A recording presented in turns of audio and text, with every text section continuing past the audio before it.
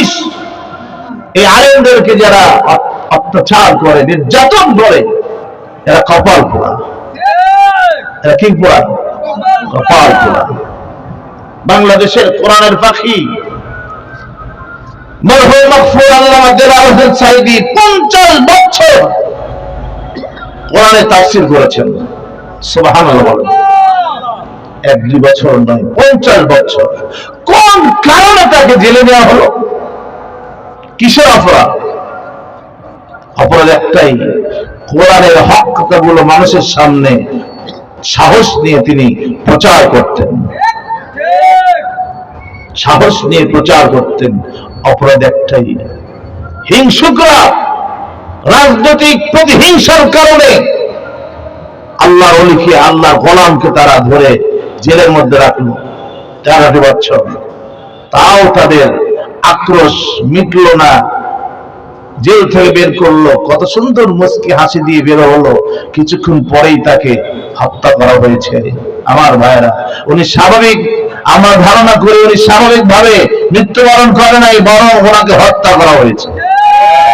ওনাকে কি করা হয়েছে? বাংলার জমিনে মুসলমান আমি বলতে চাই,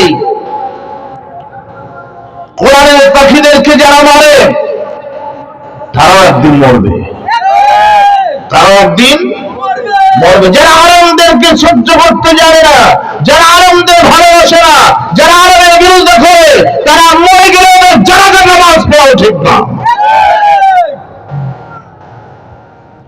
তুমি আলেমদেরকে গ্রহণ করতে চাও না, কোরআন গ্রহণ করতে চাও না, তোমার জানাজার প্রয়োজন কি? কিসের জন্য? আমার ভাইয়েরা,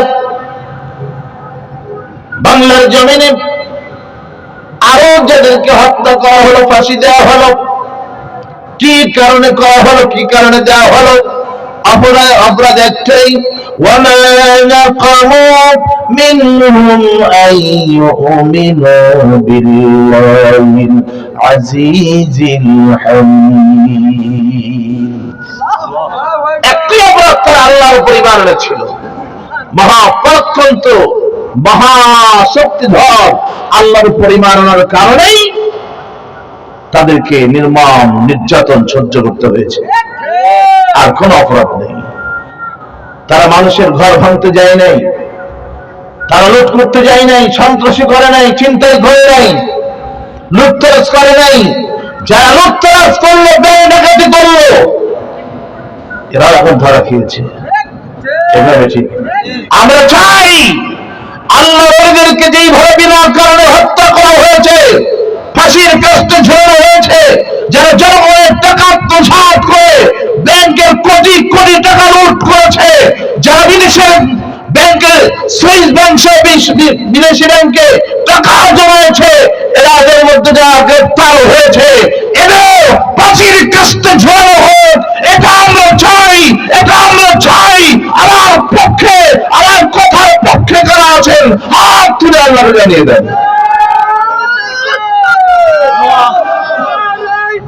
السلام عليكم ورحمة الله وبركاته. نحمده ونستعينه ونستغفره ونعوذ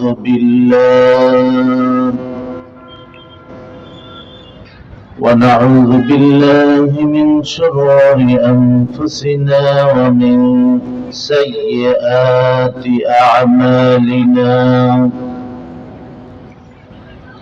من يهده الله فلا مضل له ومن يضلله فلا هادي له.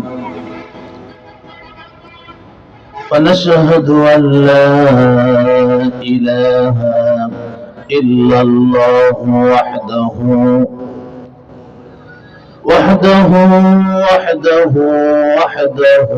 لا شريك له. ونشهد أن سيدنا ومولانا محمدا عبده ورسوله الذي أرسله بالحق بشيرا ونذيرا وداعيا إلى الله بإذنه وسراجا منيرا. فقد قال الله تعالى في كلامه المجيد والفرقان الحميد: أعوذ بالله من الشيطان الرجيم. بسم الله الرحمن الرحيم. إنك ميت وإنهم ميتون.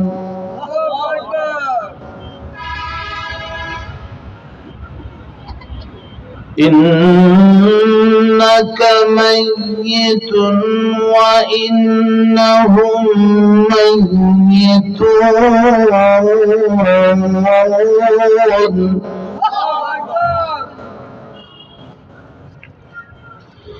ثم إنكم يوم القيامة عند ربكم تختصمون.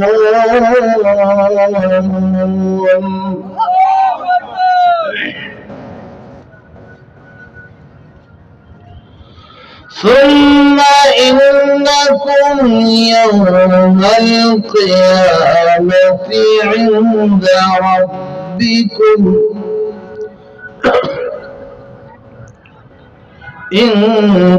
ربكم تختصمون.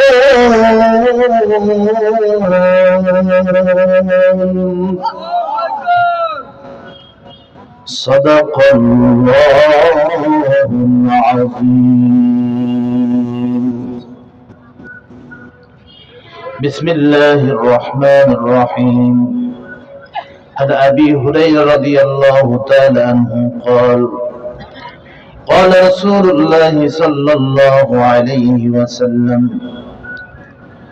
ما من أحد يسلم علي إلا رد الله على روحي حتى رد عليه السلام. رواه أبو داود. وعن ابن مسعود رضي الله تعالى عنه قال: قال رسول الله صلى الله عليه وسلم: إن لله ملائكة سيحين في الأرض يبلغني من أمتي السلام. رواه النسائي أو كما قال عليه الصلاة والسلام. وقال سبحانه وتعالى في شأن حبيبي: إن الله وملائكته يصلون على النبي يا أيها الذين آمنوا صلوا عليه وسلموا تسليما. اللهم صل على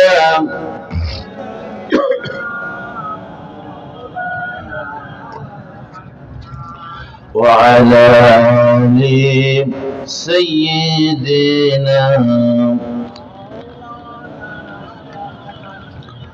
দিল মন প্রাণ উজাড় করে নবীর শানে একটু দরুদ পড়ি। আল্লাহুম্মা সাল্লি আলা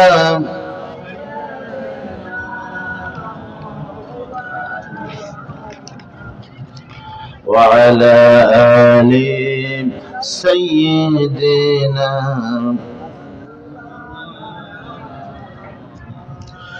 কত ব্যথা কত ভাবে সয়েছ যে তুমি, তোমারই খুনে লাল তায়েফের ভূমি।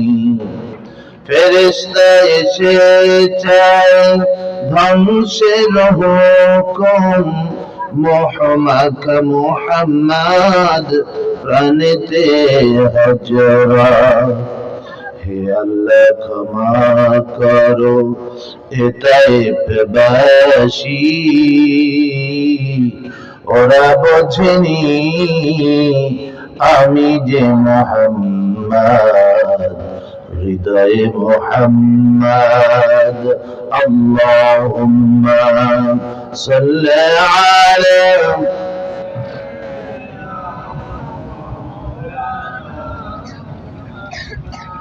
وعلى آله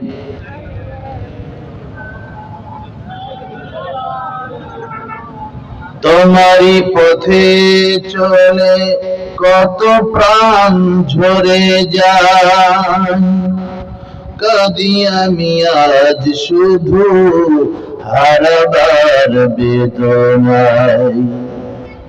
তোমারই পথে চলে কত প্রাণ ঝরে যায়, কাঁদি আমি আজ শুধু হারাবার বেদনায়। তবু জানি কোন রাঙা এ পথ ওহুদের, এ পথই হলো রাহে মুহাম্মদ, হৃদয়ে মুহাম্মদ। আল্লাহুম্মা সাল্লি আলা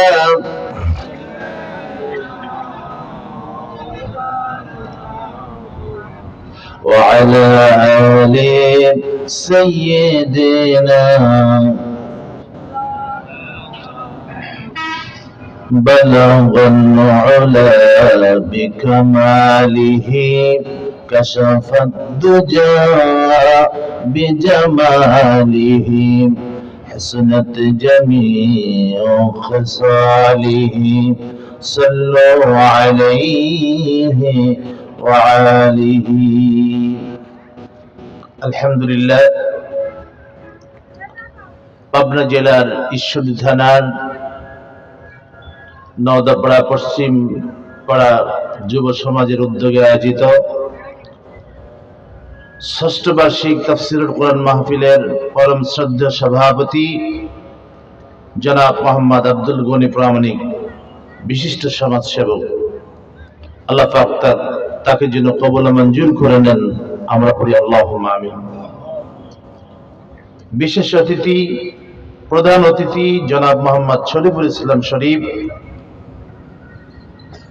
সাধারণ সম্পাদক আইন ও অধিকার ফাউন্ডেশন হিউম্যান রাইটস রংপুর বিভাগ ও বাংলাদেশ আইনজীবী সহকারী সমিতির যুগ্ম সম্পাদক, কেন্দ্রীয় কমিটি, সুপ্রিম কোর্ট, ঢাকা। বিশেষ অতিথি জনাব মোহাম্মদ মুস্তাফিজুর রহমান, বিশিষ্ট সমাজসেবক ও ক্রীড়া সংগঠক। আমন্ত্রণে আছেন জনাব মোহাম্মদ আমিরুল ইসলাম শান্টু, বিশিষ্ট সমাজসেবক। মাহফিলে আলোচনা করে ধন্য করেছেন স্নেহাস্পদ সন্তানতুল্য তরুণ আলোচক হযরত মাওলানা মোহাম্মদ মাহমুদ হাসান আশিক। আল্লাহ পাক তার কণ্ঠকে যেন তামাম বাংলার জমিন সহ পৃথিবীর আনাচে কানাচে পৌঁছিয়ে দেন, বলেন আমিন। প্রধান আলোচক সহ সম্মানিত উলামায়ে কেরাম, জলসা বাস্তবায়ন কমিটির সকল সদস্যবৃন্দ, প্রাণ প্রিয় এলাকাবাসী, সম্মুখে উপবিষ্ট তাওহীদি মুসলিম জনতার এক অংশ, পর্দার আড়ালের মা ও বোনেরা, আল্লাহ পাকের দরবারে শুকরিয়া আদায় করছি, যিনি আমাদেরকে আজকের এই কোরআনের মাহফিলে আসার বসার সুযোগ করে দিলেন। হাজারো ব্যস্ততার মধ্যেও, হাজারো মানুষের মধ্য থেকে বাছিয়ে কিছু আল্লাহর গোলামকে কোরআনের সান্নিধ্যে আসার সুযোগ করে দিলেন। এই জন্য আল্লাহ পাকের দরবারে শুকরিয়া। সকলেই পড়ি আলহামদুলিল্লাহ। আলহামদুলিল্লাহ। দরুদ ও সালাম পেশ করছি সকল নবী রাসূলদের প্রতি, খাস করে বিশ্ব মানবতার মুক্তির দূত তাজদার মদিনা সাইয়্যিদুল মুরসালিন খাতামুন নবিয়্যিন রাহমাতুল লিল আলামিন আহমদ মুস্তাফা মুহাম্মদ মুস্তাফা, সকলে পড়ি সাল্লাল্লাহু আলাইহি ওয়াসাল্লাম। সম্মানিত উপস্থিতি, মহাগ্রন্থ থেকে একটি আয়াতের আংশিক তেলাওয়াত করেছি, দুটি হাদিস পড়েছি। আমার আল্লাহ যদি আমাকে তৌফিক দেন তাহলে এগুলো নিয়েই কিছু কথা বলতে চাচ্ছি। আল্লাহ পাক যেন তৌফিক এনায়েত করেন, বলেন আমিন। সকলে বলে আমিন। সওয়াব কার কতটুকু হয়েছে বা হবে এটা আল্লাহ পাকই ভালো জানেন। কে জানেন? আল্লাহ পাকই ভালো জানেন। কে আল্লাহর দরবারে মর্তবা বেশির অধিকারী, কে বা মর্তবা কম, এটা আল্লাহ পাকই ভালো জানেন। তারপরেও কোরআন দিয়ে হাদিস দিয়ে বোঝা যায় যে মর্তবা বেশি কারা আল্লাহর দরবারে এবং কাদের মর্তবা কম আল্লাহর দরবারে, তা কোরআন হাদিস দিয়ে বোঝা যায়। নাচের আসর হলে, গানের আসর হলে সেখানে যারা যায় আমরা বুঝতে পারি ওখানে গেলে গোনাহ হয়। কি হয়? গোনাহ হয়। আর কোরআনের মাহফিলে আসলে সওয়াব হয়। কি হয়? সওয়াব হয়। এমনকি হেদায়েতের একটা উসিলাও হতে পারে, জান্নাতে যাওয়ার একটা উসিলাও আল্লাহ পাক করে নিতে পারেন, করে দিতে পারেন, আল্লাহ পাকের ইচ্ছা। এজন্য যেখানে ভালো কাজ সেখানে আমাদের যেতে হবে, যেখানে মন্দ কাজ সেখান থেকে দূরে থাকতে হবে। ঠিক না বেঠিক বলেন? কারণ এই জীবনই শেষ নয়, আরেকটা জীবন আছে। সেই জীবনে আল্লাহর কাছে ধরা খেতে হবে যদি জীবনটা কোরআন হাদিস দিয়ে সাজানো না হয়। সওয়াব কার বেশি কার কম এ সম্পর্কে একটি তথ্য আমি আপনাদের সামনে উপস্থাপন করতে চাই। একদিন রাতের বেলা মেঘমুক্ত আকাশ, পরিপূর্ণ তারকা আকাশে দেখা যাচ্ছে। আম্মা জান আয়েশা সিদ্দিকা রাদিয়াল্লাহু তাআলা আনহা ঘরের বারান্দায় বসে আকাশের দিকে তাকিয়ে আছেন। নবী করিম সাল্লাল্লাহু আলাইহি সাল্লাম এসে সালাম জানালেন, স্ত্রীকে সালাম জানালেন। আমরা স্ত্রীকে সালাম দেই তো? কি দেন তো? দেওয়ার অভ্যাস নেই না? অভ্যাস করতে হবে। স্ত্রী স্বামীকে সালাম দিবে, স্বামী স্ত্রীকে সালাম দিবে, তাহলে সন্তানরা সালাম শিখতে পারবে। রাসূল পাক সাল্লাল্লাহু আলাইহি সাল্লাম বিবিদের সালাম দিতেন, বিবিরা নবীকে সালাম দিতেন।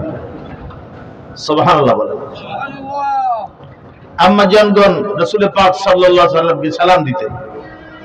আল্লাহ রাসূল সালাম দিয়ে বলছেন, আয়েশা তুমি কি আকাশের তারকা গুনতেছো? আয়েশা সিদ্দিকা রাদিয়াল্লাহু তাআলা আনহা বলছেন, নবীজি গো, তারকা কি গুনে শেষ করা যায়? নবীজি বলছেন, আয়েশা তুমি জানো কি এই আকাশের তারকার সমতুল্য সওয়াব কার আমলনামায় আছে? আম্মা জান আয়েশা বললেন, আল্লাহ ওয়া রাসূল আ'লাম, আল্লাহ এবং তার রাসূলই ভালো জানেন, আমি জানি না। নবীজি বলছেন, আমার সাহাবী উমর ইবনে খাত্তাবের আমলনামায় এত সওয়াব আছে। সুবহানাল্লাহ। আম্মা জান আয়েশার মুখটা মলিন হয়ে গেল। কেন? যে তার আব্বা আবু বকর সিদ্দিক রাদিয়াল্লাহু তাআলা আনহুর নামটা বলে নাই। বলেছে ওমর ফারুকের, যে ওমর নবীকে হত্যা করতে গিয়েছিল সেই উমরের নামটা নিল। এই জন্য মনটা মলিন হয়ে গেল। নবীজি বলছেন, আয়েশা তোমার মনটা ভারী হয়ে গেছে, মনটা মলিন হয়ে গেল, আমি দেখতে পাচ্ছি। তোমার আব্বার নাম বলি নাই তাই? ইয়া রাসূলুল্লাহ, ইয়া হাবিবাল্লাহ, আমার আব্বা প্রথম যখন আপনার কালেমা শুনেছে, নবুয়তের কথা যখন আপনি ঘোষণা করেছেন, আমার আব্বা দেরি করে নাই, সঙ্গে সঙ্গে কালেমা পড়ে মুসলমান হয়ে গেছে। আপনার সঙ্গে হিজরত করেছে, সার পর্বতে সাপের কামড় খেয়েছে, অনেক কষ্ট করে মক্কা থেকে এই মদিনাতে এসেছেন আপনার সঙ্গে। অথচ আমার আব্বার নাম না বলে আপনি এমন একজন ব্যক্তির নাম বললেন যিনি আপনাকে মারতে গিয়েছিল, পরে ইসলাম গ্রহণ করেছে। নবীজি বললেন, আয়েশা তাহলে তুমি শোনো, তোমার আব্বার জীবনের तमाम জীবনের একটা রাত্রে 1 ঘন্টার সওয়াব যদি এক পাল্লায় রাখা যায়, আর तमाम পৃথিবীর সকল মানুষের সওয়াব যদি এক পাল্লায় রাখা যায়, তোমার আব্বার 1 ঘন্টার সওয়াবের ওজন বেশি হয়ে যাবে। সঙ্গে সঙ্গে আয়েশা সিদ্দিকা রাদিয়াল্লাহু তাআলা আনহা মুখটা হাসিতে ভরপুর হয়ে গেল এবং বললেন, নবীজি গো, কোন সেই 1 ঘন্টা আমি জানতে চাই। আল্লাহর নবী বললেন, আয়েশা, ডাকলেন হুমায়রা। আম্মা জান আয়েশার আরেকটা নাম ছিল হুমায়রা। নবীজি হুমায়রা বলে ডাকতেন আদর করে। হুমায়রা শোনো, আমি যেদিন বলেছিলাম আবু বকর হিজরত করা লাগতে পারে কারণ মক্কার পরিবেশ ভালো নয়, আমি শুনেছি ইসলাম প্রচারের জন্য মদিনা ভালো, ইয়াসরিব ভালো, হয়তো ইয়াসরিবে হিজরত করার জন্য আল্লাহ রাব্বুল আলামিন কোন সময় আমাদের নির্দেশ দেবেন আমি আগেই ঘোষণা করে দিলাম, হিজরতের সাথী আমার সাহাবীদের মধ্যে তুমি আমার সঙ্গী হবে, তুমি আমার হিজরতের সাথী হবে। আবু বকর 6 মাস আগে বলেছিলাম, 6 মাস পর যেদিন কাফেররা আমার বাড়ি ঘেরাও করলো, আমাকে মারার জন্য ঘেরাও করলো, আমি এক মুষ্টি বালি তুললাম, শাহওয়াতুল ওয়াজহ পরে আমি যখন বাড়িটা নিক্ষেপ করলাম, ওই বাড়ির প্রত্যেকটা কণাগুলো আল্লাহ রাব্বুল আলামিন কাফেরদের চোখের মধ্যে ঢুকিয়ে দিয়েছিল। আর আমি আস্তে করে বের হয়ে আবু বকরের দরজায় এসে নক করলাম আর বললাম, আবু বকর। আস্তে করে বললাম, আবু বকর। সঙ্গে সঙ্গে আবু বকর দরজা খুলে দিল। আমি বললাম, আবু বকর। আস্তে করে ডাক দিলাম, সঙ্গে সঙ্গে দরজা খুলে দিলে, তুমি কি ঘুমাচ্ছিলে না? আবু বকর বললেন, নবীজি, আজ থেকে 6 মাস আগে যেদিন আপনি বলছিলেন আপনার সঙ্গে হিজরতের সাথী আমি হব, ওই দিন থেকে একটা রাত্রে আমি বিছানায় পেট দিয়ে ঘুমাই না, আপনার অপেক্ষায় সারা রাত আমি এই দরজার সঙ্গে পিঠ লাগাইয়া দিয়ে দাঁড়িয়ে থাকি, আপনার অপেক্ষায়। নবীজি বললেন, আয়েশা, ওই যে আমার অপেক্ষায় দাঁড়িয়ে থাকতো, এই দাঁড়িয়ে থাকার 1 ঘন্টা আল্লাহ রাব্বুল আলামিন তার আমলনামায় যে সওয়াব দিয়েছেন, এই 1 ঘন্টা সওয়াব যদি এক পাল্লায় রাখা যায়, আর तमाम পৃথিবীর মানুষের সওয়াব যদি এক পাল্লায় রাখা যায়, তাহলে আমার আবু বকরের 1 ঘন্টার সওয়াবের ওজন বেশি হয়ে যাবে। সুবহানাল্লাহ। নবীর প্রেম, নবীর প্রেমের কারণে। এইজন্য আমি বলি, ইবাদতের কাবা হলো মক্কা আর প্রেমের কাবা হলো মদিনা। সুবহানাল্লাহ বলে, প্রেমের কাবা মদিনা। ভাইরা আমার, হজের কোনো কাজ মদিনায় নাই, হজের যত কাজ সব মক্কায়। কিন্তু মানুষ মদিনায় যায় কেন? গোশত রান্না করলেন, মাছ রান্না করলেন, আপনার স্ত্রী সবকিছু সুন্দর করে রান্না করলো, কিন্তু গোশের মধ্যে, মাছ রান্নার মধ্যে লবণ দেয় নাই। এখন বলেন স্বাদ লাগবে কিনা? স্বাদ লাগবে না, কারণ লবণ দেয় নাই। মক্কায় সব হজের কাজ, এই ইবাদতের স্বাদ আছে মদিনায়। স্বাদের মানুষটা মদিনাতে আছে, তাই তো মানুষ ছুটে যায় মদিনায়।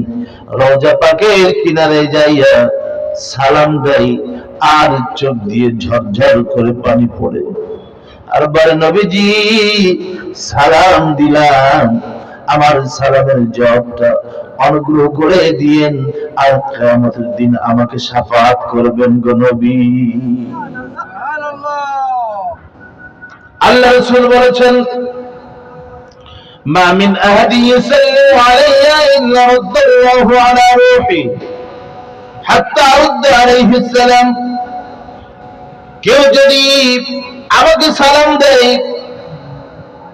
সঙ্গে সঙ্গে আল্লাহ রাব্বুল আলামিন রাদ্দাল্লাহু আলা রূহি, আমার রূহটা আমার দেহের মধ্যে ফিরিয়ে দেয়। সুবহানাল্লাহ বলেন। কেন? হাত্তা আরুদ্দা আলাইহিস সালাম, যেন আমি আমার উম্মতের সালামের জবাব দিতে পারি। এখন বলেন, নবীজি যেই দিন ওয়াফাত হলেন, 3 দিন পরে যখন নবীকে দাফন করা হলো, দাফন করার পর থেকে এই মুহূর্ত পর্যন্ত নবীর রওজায় সালাম বন্ধ আছে? যারা বলেন সালাম বন্ধ আছে? সালাম কখনো বন্ধ থাকে না। 24 ঘন্টাই নবীর রওজায় সালাম চলছে, 24 ঘন্টায় নবী সালামের জবাব দেন। তার মানে আমার নবী হায়াতুন নবী, জিন্দা নবী, রওজা আবহারে নবী জিন্দা অবস্থায় আছেন। সুবহানাল্লাহ। হাদিস দিয়ে এটাই প্রমাণ পাওয়া যায়। রাদ্দাল্লাহু আলা রূহি, আল্লাহ রূহটা ফেরত দিয়ে দেন। ফেরত দিয়ে নেবে কখন? সালাম তো চলছেই, উত্তর তো চলছেই, জবাব তো চলছেই। এই হাদিসটা আছে মিশকাত শরীফের 864 নম্বর হাদিস, মূল কিতাব নাফসি কিতাবের 86 পৃষ্ঠা 13 লাইন পরে হাদিসটা আছে। নাফসি কিতাব, মূল কিতাব, এই যে ভলিউম 76 যে কিতাবগুলো আছে, এই কিতাবের মধ্যে এই হাদিসটা পাওয়া যায়। আমার ভাইরা, সওয়াবের ক্ষেত্রে আল্লাহ রাব্বুল আলামিন হাবিব বলেছেন, বান্দা যখন কোন নেকের কাজ, নেক কাজ করার নিয়ত করে, সঙ্গে সঙ্গে তার আমলনামায় সওয়াব লেখা শুরু হয়ে যায়। কিন্তু গুনাহ কাজ করার নিয়ত করলে যতক্ষণ না করে ততক্ষণ গুনাহ লেখা হয় না। সুবহানাল্লাহ বলেন। ততক্ষণ গুনাহ লেখা হয় না। এমনকি গুনাহ করে ফেললে আল্লাহ রাব্বুল আলামিন বলেন, ফেরেশতারা আগেই গুনাহটা লিখো না, আগেই গুনাহটা লিখো না, দেখি আমার বান্দা তওবা করে কিনা। যদি আমার বান্দা তওবা করে তাহলে আমি তাকে মাফ করে দিব। যদি তওবা করে মাফ করে দিব, আগেই গুনাহটা লিখো না। বান্দা যখন তওবা করে না করে রাতে ঘুমিয়ে যায়, তখন ফেরেশতারা গুনাহটা, একটা গুনাহ করলে একটা গুনাহই লেখে, আর একটা সওয়াবের কাজ করলে 700 গুণ পর্যন্ত বৃদ্ধি করে আল্লাহ সওয়াব লেখার হুকুম দিয়ে যায়। জয় বলুন সুবহানাল্লাহ।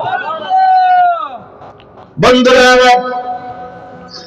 যে নবীর উপর নাজিল করা কোরআন দেখতে সুন্দর, পড়তে সুন্দর, শুনতে সুন্দর, অর্থ গুলো পড়তেও সুন্দর, এই কোরআন দিয়ে যদি, নবীর আদর্শ দিয়ে যদি ব্যক্তিগত জীবন চলতো, পরিবার চলতো, সমাজ চলতো, রাষ্ট্র চলতো, তাহলে পৃথিবীটা, জমিনটা পুরাটা শান্তময় হয়ে যেত। পুরা জমিন শান্তময় হয়ে যেত যদি নবীর আদর্শ মতো আমরা চলতাম, নবীর তরিকা মতো চলতাম। কিন্তু তা না করে বরং নবীর তরিকায় যারা চলে তাদের আমরা বিরোধিতা করি, তাদেরই বিরোধিতা করি। আরে আল উলামা ওয়ারাসাতুল আম্বিয়া, আলেমগণ হলো নবীর ওয়ারিস। এই আলেমদেরকে যারা অত্যাচার করে, নির্যাতন করে, এরা কপাল পোড়া। এটা কি কোরআন? কপাল কোরআন। বাংলাদেশের কোরআনের পাখি মরহুম মাগফুর আল্লামা দেলাওয়ার হোসেন সাঈদী 50 বছর কোরআনে তাফসীর করেছেন। সুবহানাল্লাহ বলেন। 1-2 বছর নয়, 50 বছর। কোন কারণে তাকে জেলে নেওয়া হলো? কিসের অপরাধ? অপরাধ একটাই, কোরআনের হক কথাগুলো মানুষের সামনে সাহস নিয়ে তিনি প্রচার করতেন। সাহস নিয়ে প্রচার করতেন। অপরাধ একটাই, হিংসুকরা রাজনৈতিক প্রতিহিংসার কারণে আল্লাহর ওলিকে, আল্লাহর গোলামকে তারা ধরে জেলের মধ্যে রাখলো 13 বছর। তাও তাদের আক্রোশ মিটল না, জেল থেকে বের করলো। কত সুন্দর মুস্কি হাসি দিয়ে বের হলো, কিছুক্ষণ পরেই তাকে হত্যা করা হয়েছে। আমার ভাইরা, উনি স্বাভাবিক, আমার ধারণা করে উনি স্বাভাবিক ভাবে মৃত্যুবরণ করে নাই, বরং ওনাকে হত্যা করা হয়েছে। ওনাকে কি করা হয়েছে? বাংলার জমিনে মুসলমান আমি বলতে চাই, কোরআনের পাখিদেরকে যারা মারে তারাও একদিন মরবে, তারাও একদিন মরবে। যারা আলেমদেরকে সহ্য করতে জানে না, যারা আলেমদের ভালোবাসে না, যারা আলেমের বিরুদ্ধে করে, তারা মরে গেলে জানাজা নামাজ পড়াও ঠিক না। তুমি আলেমদেরকে গ্রহণ করতে চাও না, কোরআন গ্রহণ করতে চাও না, তোমার জানাজার প্রয়োজন কি? কিসের জন্য? আমার ভাইয়েরা, বাংলার জমিনে আরো যাদেরকে হত্যা করা হলো, ফাঁসি দেওয়া হলো, কি কারণে করা হলো, কি কারণে দেওয়া হলো? অপরাধ একটাই, ওয়ামা নাকামু মিনহুম আন ইউমিনু বিল্লাহিল আজিজিল হামিদ। একটি অপরাধ তারা আল্লাহর উপর ঈমান এনেছিল। মহাপরাক্রান্ত, মহাশক্তিধর আল্লাহর উপর ঈমান আনার কারণেই তাদেরকে নির্মম নির্যাতন সহ্য করতে হয়েছে। আর কোন অপরাধ নেই। তারা মানুষের ঘর ভাঙতে যায় নাই, তারা লুট করতে যায় নাই, সন্ত্রাসী করে নাই, চিন্তাই করে নাই, লুটতরাজ করে নাই। যারা লুটতরাজ করলো, ব্যাংক ডাকাতি করলো, এরা এখন ধরা খেয়েছে। আমরা চাই আল্লাহর ওলিদেরকে যেইভাবে বিনা কারণে হত্যা করা হয়েছে, ফাঁসির কাস্টে ঝোলানো হয়েছে, যারা জনগণের টাকা আত্মসাৎ করে ব্যাংকের কোটি কোটি টাকা লুট করেছে, যারা বিদেশের ব্যাংকের সুইস ব্যাংক সহ বিদেশি ব্যাংকে টাকা জমায়েছে, এদের মধ্যে যারা গ্রেফতার হয়েছে, এদের ফাঁসির কাস্টে ঝোলানো হোক। এটা আমরা চাই, এটা আমরা চাই। আমার পক্ষে, আমার কথার পক্ষে কারা আছেন, হাত তুলে আল্লাহকে জানিয়ে দেন।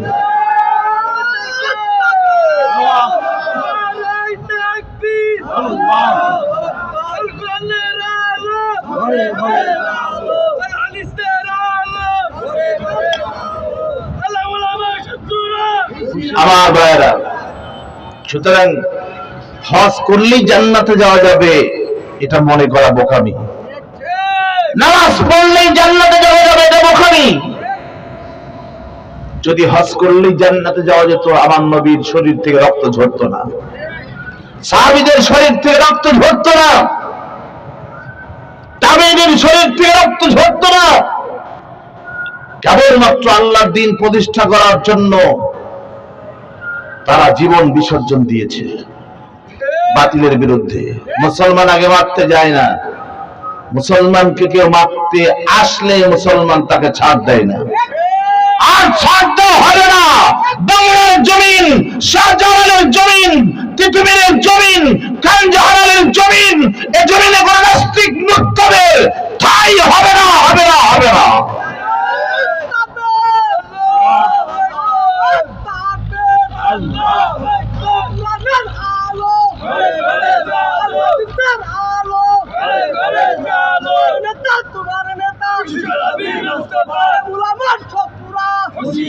সম্মানিত উপস্থিতি, আমরা কোরআনের পক্ষে থাকতে চাই। কোরআনকে মুখে নিয়ে চলতে চাই, কোরআনের আওয়াজ মানুষের সামনে তুলে ধরতে চাই। এতে যদি কারো ভালো লাগে ভালো, মন্দ লাগে তাও ভালো, আমাদের কোনো দুঃখ নেই। দুঃখ তাদেরই যারা কোরআন ভালোবাসে না। ঠিক না ঠিক বলেন? বন্ধু, তোমাকে ডাকছি, তুমি কোরআনের পথে আসো, নবীর পথে আসো। নবী তোমাকে শাফাআত করার জন্য প্রস্তুত হয়ে আছেন। কিয়ামতের দিন তোমাকে শাফাআত করবেন। যদি নবীর শাফাআত চাও, নবীর তরিকায় আসো, নবীর পথে আসো, নবীকে ভালোবাসো। আল্লাহ নবী বলেছেন, লা ইউমিনু আহাদুকুম হাত্তা কুনা হাব্বা ইলাইহি মিন ওয়ালিদিহি ওয়া ওয়ালাদিহি ওয়ান নাসি আজমাইন। ততক্ষণ পর্যন্ত প্রকৃত ঈমানদার হতে পারবে না যতক্ষণ না তুমি তোমার বাবার চাইতে, মায়ের চাইতে, সন্তানের চাইতে আমি নবীকে বেশি না ভালোবাসবে। তার সবচাইতে বেশি ভালোবাসতে হবে কাকে? নবীকে। ইত্তেবা করতে হবে। আল্লাহকে পেতে হলে মাধ্যম হলো নবী মুহাম্মদুর রাসূলুল্লাহ সাল্লাল্লাহু আলাইহি ওয়াসাল্লাম, ইনি মাধ্যম। আমার ভাইরা, আমি যে হাদিসটা বলেছি, আল্লাহ নবীর যেদিন ওয়াফাতের সময় হলো, 3 দিন আগে আমার নবী অসুস্থ হয়ে পড়লেন। 3 দিন অসুস্থ হয়ে পড়লেন। আয়েশাকে বললেন, আয়েশা, আমার ফাতেমাকে খবর দাও। ফাতেমাকে খবর দেওয়া হলো। ফাতেমা আসলেন, এসে নবীজির মাথায় হাত দিয়ে দেখলেন মাথা গরম। হযরত ফাতেমা রাদিয়াল্লাহু তাআলা আনহা নবীজিকে বলছেন, আব্বা জান, আপনার মাথায় কি যন্ত্রণা হচ্ছে? আমি একটু মাথা টিপে দেই। আল্লাহ রাসূল বলেন, ফাতেমা, তোমার আব্বার সময় শেষ হয়ে চলেছে, আল্লাহর সঙ্গে দিদারে যাবে। কোন কথা থাকলে বলে নাও, দেখতে মন চাইলে ভালো করে দেখে নাও, আদর করতে চাইলে আদর করে নাও, তোমাকেও আমি আদর করে দেই, কারণ কিছুক্ষণ পর হয়তো আমি আর তোমাদের মাঝে থাকবো না রে আয়েশা, ফাতেমা। আমার ভাইরা, যেদিন আমার নবী ওয়াফাত নেবেন, ওয়াফাতের দিনে প্রচন্ড জ্বর এসেছে নবীর গায়ে, প্রচন্ড জ্বর। এই জ্বর নিয়ে নবী কাঁপতেছে। একবার হযরত ফাতেমা মাথায় জ্বর পড়ি করে দেয়, পানি দেয়, আর বলেন, আব্বা জান, আপনার বড় কষ্ট হচ্ছে। নবীজি বললেন, সাকরাতুল মাউত হাক্কুন, সাকরাতুল মাউত হাক্কুন, সাকরাতুল মাউত হাক্কুন। মৃত্যুর যন্ত্রণা সত্য, মৃত্যুর যন্ত্রণা সত্য, মৃত্যুর যন্ত্রণা সত্য। এখন বলেন, বিশ্বনবী যদি মৃত্যুর যন্ত্রণা পান, তাহলে আমাদের অবস্থা কোন দিকে যাবে? কি হবে বলেন তো দেখি, কি হবে? আমার ভাইয়েরা, এই জন্য মৃত্যুর কথা বেশি বেশি স্মরণ রাখা দরকার। কখন মরণ আসবে জানি না। আল্লাহ রাব্বুল আলামিন বলেছেন, ইন্নাকা মাইয়িতুন ওয়া ইন্নাহুম মাইয়িতুন।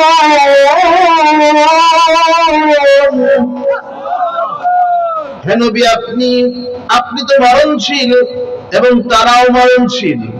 আপনিও মারা যাবেন, সকলেই মারা যাবে। দুনিয়ায় কেউ চিরস্থায়ী থাকতে আসে নাই, সবাই মারা যাবে। আমি আল্লাহর দরবারে একদিন সকলকে হাজিরা দিতেই হবে। আল্লাহ নবী ঘরের মধ্যে ফাতেমা রাদিয়াল্লাহু তাআলা আনহা খিদমত করছেন, আয়েশা সিদ্দিকা রাদিয়াল্লাহু তাআলা আনহা খিদমত করতেছে। এমন সময় বাহিরের দরজায় কে যেন টক টক টক টক করে আওয়াজ দিচ্ছে। নবীজি বললেন, ফাতেমা, দরজাটা খুলে দিয়ে দেখো তো কে এসেছে। ফাতেমা গিয়ে দরজা খুলে দিয়ে আচমকা ভয় পেয়ে গেলেন। বিশাল এক মানুষ দাঁড়ায়া, এত বড় মানুষ ফাতেমা জিন্দেগিতে কোনদিন দেখে নাই। দরজা আটকিয়ে দিয়ে এসে নবীজিকে বলছেন, আব্বা জান, এত বড় মানুষ আমার জিন্দেগিতে আমি কোনদিন দেখি নাই। নবীজি বললেন, যাও দরজা খুলে দাও। উনি আর কেউ নয়, ফাতিমা, উনি মালাকুল মউত আজরাইল। ও ফাতিমা, আমার কাছে এসেছে, আসতে দাও। আল্লাহ রাব্বুল আলামিন মালাকুল মউত আজরাইলকে বললেন, আজরাইল, খাটো হয়ে যাও, সুন্দর হয়ে যাও। তোমাকে দেখে ফাতিমা ভয় পেয়েছে, স্বাভাবিক মানুষের বেশ ধারণ করে মানুষের মতো আমার নবীকে গিয়ে সালাম জানাও। সুবহানাল্লাহ বলেন। এবার মালাকুল মউত আজরাইল স্বাভাবিক হয়ে গেলেন, দরজা খুলে দেওয়া হলো। নবীজির দরবারে গিয়ে বলছেন, আসসালাতু ওয়াসসালামু আলাইকা ইয়া রাসূলুল্লাহ, ইন্নাল্লাহা ইয়াকরাউকা সালাম। ইয়া রাসূলুল্লাহ, আমার সালাম গ্রহণ করুন, আর আল্লাহ রাব্বুল আলামিন আপনাকে সালাম জানিয়েছেন। আল্লাহ আপনাকে সালাম জানিয়েছেন। আরো বলে দিয়েছেন, মালাকুল মউত আমার বন্ধুর দরবারে গিয়ে আদরের সঙ্গে বসবে, বেয়াদবি করবে না। দুনিয়ার সব জায়গায় বেয়াদবি চললেও বন্ধুর দরবারে কোনো বেয়াদবি চলে না।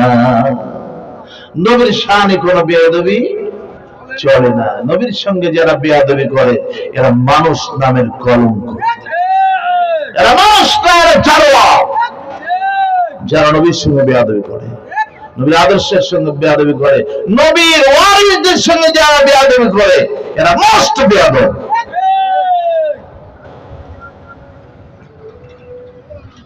বন্ধুরা আমার,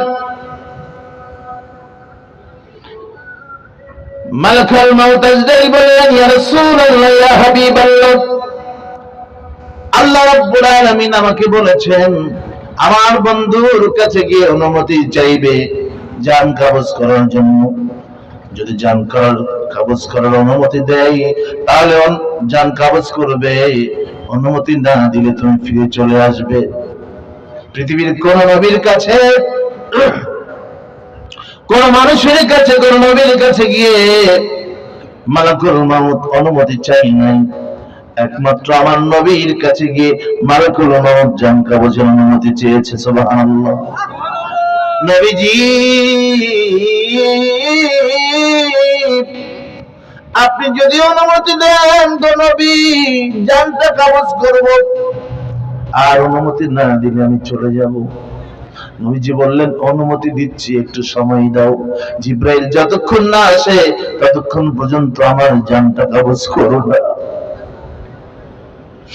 জিব্রাইল, আল্লাহ বললেন, জিব্রাইল যারে যা, আমার বন্ধুর দরবারে যা, আমার বন্ধু তোরে ডাকে, যা আদবের সঙ্গে গিয়ে কথা বলবি, কারণ একটু পরে আমার বন্ধু আমার সঙ্গে মোলাকাতে চলে আসবে। জিব্রাইল চলে আসলেন। আল্লাহর নবী জিব্রাইলকে দেখে বললেন, জিব্রাইল, ইয়া আখি জিব্রাইল, তুমি এসেছো। জিব্রাইল, তুমি এসেছো আমার কাছে। জিব্রাইলের চোখে পানি, নবীজির চোখের পানি। জিব্রাইল বলছেন, নবীজি আপনি কাঁদছেন কেন? দুনিয়া থেকে যাইতে কি আপনার মায়া লাগছে?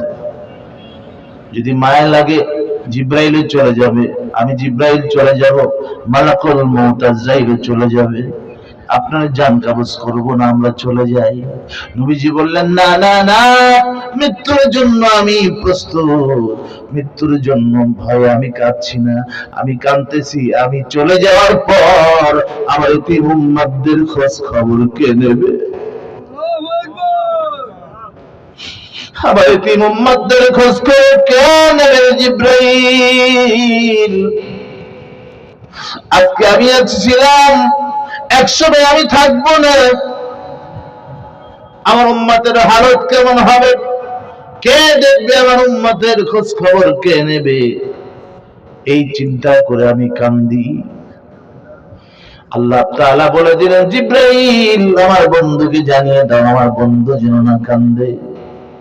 আমার বন্ধু যেন না কান্দে। আমার বন্ধুর জন্য একটা সুসংবাদ আমি দিয়ে দিচ্ছি। সে সুসংবাদটা হলো কিয়ামতের দিন আমার বন্ধুর যতগুলো উম্মত হবে সকল উম্মতের দায়ভার আমি আল্লাহ রাব্বুল আলামিন আমার কুদরতি হাতে গ্রহণ করলাম। আমি আল্লাহ গ্রহণ করলাম। আমার বন্ধুর উম্মত যারা হবে তাদের লা তাহজান ওয়া লা তাখাফ, কোনো ভয় থাকবে না, কোনো চিন্তা থাকবে না। জোরে বলুন সুবহানাল্লাহ। আল্লাহ রাসূল এবার বললেন মালাকুল মউত, আমার রূহটা তুমি কবজ করতে পারো। আমার আল্লাহ আমার উম্মতের জামিনদার হয়ে গেছে। আমার আর কোনো চিন্তা নেই, ভয় নেই। কিয়ামতের দিন আমার বিনা পারমিশনে আমার উম্মত জাহান্নামে যাবে না। সুবহানাল্লাহ বলেন। কি দরদ নবী, কি নবী পাইলাম, অথচ সেই নবীকে একবারও চিনলাম না। নবীরে জানলাম না, চিনলাম না, ভালোবাসলাম না, আদর করলাম না, সুন্নাত মানলাম না, নবীজির পথে চললাম না। কেমনি করে নবী কিয়ামতের দিন শাফাআত করবে? যেই বডিতে নবী নাই ওই বডি কিয়ামতের দিন শাফাআত পাবে না। যেই বডিতে নবী আছে, নবীর সুন্নাত আছে, ওই বডি আশা করা যায় শাফাআত পাবে। একটু জিকির করুন লা ইলাহা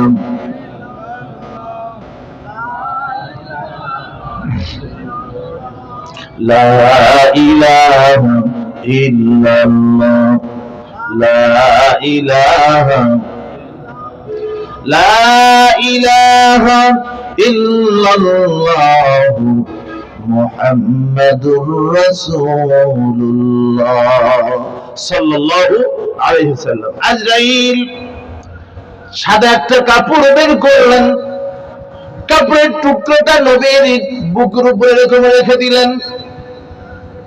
বুকের উপর রেখে দিয়ে আস্তে করে তার নরম হাতটা নবীজির বুকের উপরে রাখলেন।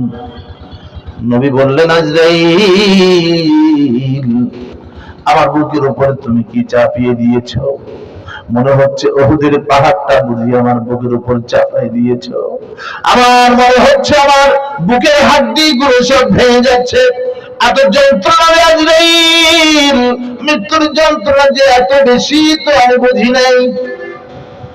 আজরাইল বলতেছেন ইয়া রাসূলুল্লাহ, ইয়া হাবিবাল্লাহ, হুজুর এটা মৃত্যুর যন্ত্রণা না। আপনাকে যত আরামের সঙ্গে রূহ কবজ হবে, এত আরামের সঙ্গে দুনিয়ার কারো কোনো রূহ কবজ হয় নাই, হবেও না। আল্লাহ রাসূল বলছেন আজরাইল রে, এটাই যদি আরামের কবজ হয়ে থাকে তাহলে আমার দুর্বল উম্মতদের মৃত্যুর যন্ত্রণা কত কঠিন হবে রে আজরাইল। তুমি কত কঠিন আযাব দিয়ে আমার দুর্বল উম্মতদের জান তুমি কবজ করবে। ও আজরাইল, কিয়ামত পর্যন্ত যত উম্মত আসবে, যত উম্মত আসবে, সকল উম্মতের সকল উম্মতি, সকল উম্মত নারী পুরুষ, তাদের জান কবজ করার জন্য সময় যে আযাব হবে, সব আযাব আমার বুকের উপর থেকে আদায় করে নাও। আমার এতিম উম্মতদের কষ্ট তুমি দিও না। আমার এতিম উম্মতদের কষ্ট দিও না।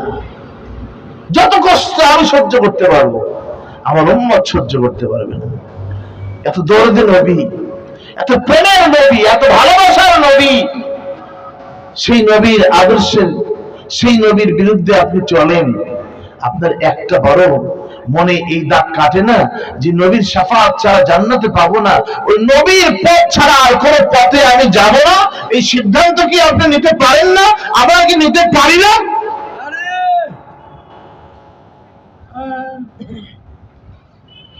সম্মানিত মুসলিম মিল্লাত, সাহাবীরা নবীর প্রেমে জীবন বিসর্জন দিয়েছেন। প্রথম শহীদ সুমাইয়া, একটা মহিলা ইসলাম গ্রহণ করেছে। স্বামী ইয়াসির ইসলাম গ্রহণ করেছে। ছেলে আম্মার ইসলাম গ্রহণ করেছে। এই অপরাধে আবু জেহেল সুমাইয়াকে হত্যা করেছে। হত্যা করার সময় বলছে, সুমাইয়া তুমি আব্দুল্লাহর পুত্র মুহাম্মদ সাল্লাল্লাহু আলাইহি সাল্লাম তার উপর থেকে ঈমান সরায় নাও, তোমাকে ছেড়ে দেব। ইয়াসির মুহাম্মাদের পথ থেকে সরে আসো, তোমাকে ছেড়ে দেওয়া হবে, তোমাকে ছেড়ে দিও। ইয়াসির বলেছে, সুমাইয়া মহিলা হয়ে বলেছে, আবু জাহেল কাফের, ও আল্লাহর দুশমন, নবীর দুশমন, শুনে রাখ, যেই কালেমা গ্রহণ করেছি, যতক্ষণ এই দেহে রূহ আছে, 1 ইঞ্চি পরিমাণ, 100 সামান্য পরিমাণ, 1 সেকেন্ডের জন্য ভিতর থেকে কালেমা কখনো সরাবো না। তারাও ইসলাম গ্রহণ করেছিল, কালেমা গ্রহণ করেছিল, আমরাও তো কালেমা গ্রহণ করেছি। দেখেন না, ফকিররা এসে বলে লা ইলাহা ইল্লাল্লাহ, 4টা ভিক্ষা দেন, বলে না? এটা কি ভিক্ষা চাওয়ার কালেমা? এই কালেমা তো একটা বিপ্লবী আগুনের নাম। কালেমা তয়বা হলো একটা বিপ্লবী আগুনের নাম।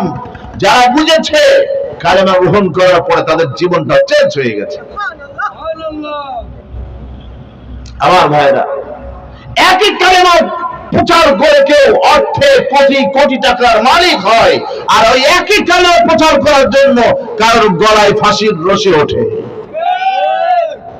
সাইয়েদ কুতুব মিশরের, তিনি যখন ইসলাম প্রচার করলেন, তাফসিরে ফি জিলাল কোরআন, তাফসির গ্রন্থ লিখলেন, মানুষের কাছে যখন কোরআন ও হাদিসের দাওয়াত পেশ করতে লাগলেন, তথাকথিত রাষ্ট্রীয় শক্তি, খোদাদ্রোহী শক্তি, খোদাদ্রোহী প্রধানমন্ত্রী, খোদাদ্রোহী প্রেসিডেন্ট সঙ্গে সঙ্গে সাইয়েদ কুতুবকে গ্রেফতার করলো। কোন অপরাধ নাই। যেই অপরাধে সাইয়েদ কুতুবকে গ্রেফতার করা হয়েছিল, একই অপরাধে বাংলাদেশের আলেম ওলামাদেরকেও গ্রেফতার করা হয়েছিল, একই অপরাধে। কই এই আলেমরা কি বাড়িঘর চেয়েছিল, সম্পদ চেয়েছিল? কিছু চাই নাই। কি জন্য তাদেরকে ধরলেন? কি জন্য জেলের মধ্যে আটকে রাখলেন? কি জন্য তাদেরকে মারলেন? এর জবাব দেবে বাংলার প্রত্যেকটা মানুষ। এই ব্যক্তিদের ফাঁসি দিয়েছেন, তাদের জবাব দেবে। এদের বিচার চাই, বিচার চাই, বিচার চাই।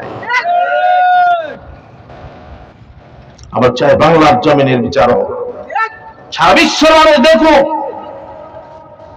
আলেমরা আমাদের কষ্ট দিলে কি রায় হয়, এটা দেখুক সারা বিশ্ব। আমার ভাইরা, রাসূল পাক সাল্লাল্লাহু আলাইহি সাল্লাম, সেই গোলাম সাইয়েদ কুতুব, তাকে যখন ধরে গ্রেফতার করা হলো, ট্রাইব্যুনাল থেকে রায় দেওয়া হলো তাকে ফাঁসি দিয়ে মারা হবে। কি দিয়ে মারা হবে? ফাঁসি দিয়ে মারা হবে। কন্ডম ছেড়ে রাখা হলো। যেই রাত্রে তাকে ফাঁসি দেওয়া হবে, সেই রাত্রে জেলখানার মসজিদের ইমাম সাহেব রাতের বেলা তার কাছে গিয়ে বলছে, আপনাকে কালেমা পড়াইতে এসেছি। কি পড়াইতে এসেছি? কালেমা পড়াইতে এসেছি। কোন কালেমা পড়াতে এসেছো? লা ইলাহা ইল্লাল্লাহু মুহাম্মাদুর রাসূলুল্লাহ সাল্লাল্লাহু আলাইহি ওয়াসাল্লাম। সাইয়েদ কুতুব বললেন, ও কালেমা তো আমি জানি, ও কালেমা তো আমি জানি। ওই কালেমা প্রচার করার জন্যই তো আমাকে জেলে আসতে হয়েছে।